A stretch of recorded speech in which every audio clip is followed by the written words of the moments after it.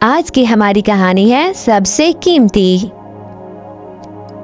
کئی سالوں پہلے کی بات ہے، ہائی لینڈ میں سمندر کے کنارے پر ایک بہت خوبصورت شہر آباد تھا، جہاں سمندری موجوں کو شہر کی جانب بڑھنے سے روکنے کے لیے ایک بہت بڑا اور اونچا پشتہ تعمیر کیا گیا تھا۔ اس پشتے کی بدولت تجارتی جہاز ساحل پر لنگر انداز ہوتے اور سامان تجارت اتارتے اور چڑھایا کرتے تھے۔ اس شہر کے لوگ مال و دولت کی وجہ سے مغرور اور سخت دل ہو گئے تھے، خصوصاً وہاں کی ایک عورت بے حد مغرور تھی۔ اس عورت کے 6 تجارتی جہاز سمندروں پر سفر کرتے تھے اور دنیا کے کونے کونے سے ایسی چیزیں اپنے سامان کے بدلے لایا کرتے جو کسی اور کو میسر نہ تھی۔ ایک روز اس عورت نے اپنے سب سے بڑے جہاز کے کپتان کو بلایا اور حکم کہ جہاز لے کر دنیا کے ان حصوں میں روانہ ہو جاؤ جہاں جانے کا اب تک تمہیں اتفاق ہو۔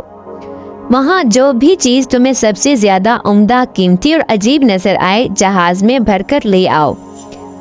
قیمت کی ہرگز پرواہ نہ کرنا۔ میں اپنے ہم وطنوں کو ایسی چیز دکھانا چاہتی ہوں جسے حقیقی معنوں میں سب سے زیادہ قیمتی اور ایک آسمانی نعمت کہا جا سکے۔ کپتان ساحل پر پہنچا اور ملاحوں کو جمع کیا۔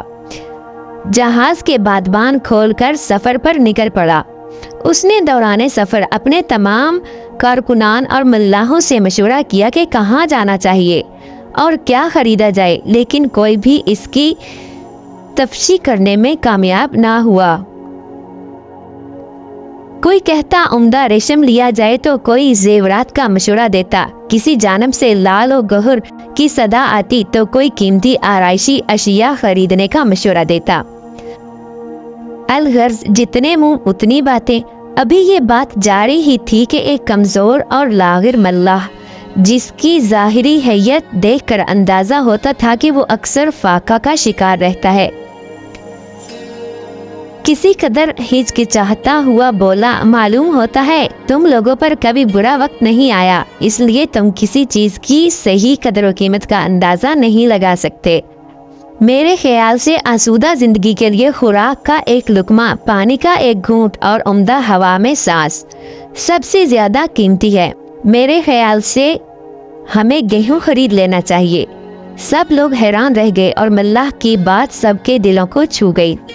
اب کپتان کے حکم پر جہاز کا رخ مصر کی جانب موڑ دیا گیا، جس کا گیہوں سب سے بہترین مانا جاتا تھا۔ کپتان نے گیہوں کو ایک معقول ذخیرہ خرید کر جہاز پر لاد دیا۔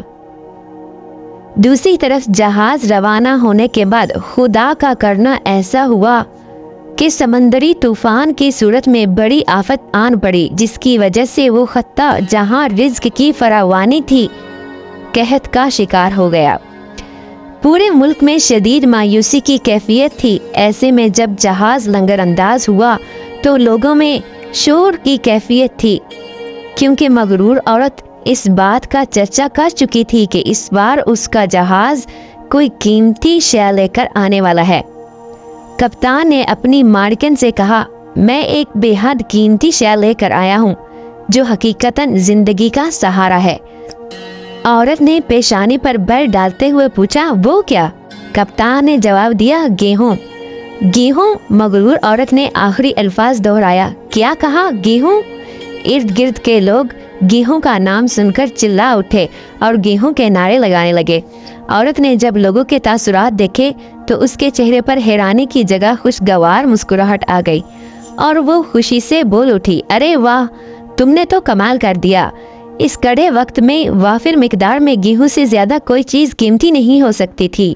عورت نے گیہوں کا ایک حصہ اپنے گودام میں رکھوایا اور باقی 6 حصے عوام میں تقسیم کروا دیے۔ اس کمزور ملاح کی دور اندیشی سے نہ صرف عورت خوش ہوئی، بلکہ اس عورت کے مزاج کی تبدیلی سے خطے کے دوسرے لوگ بھی مستفیض ہوئے۔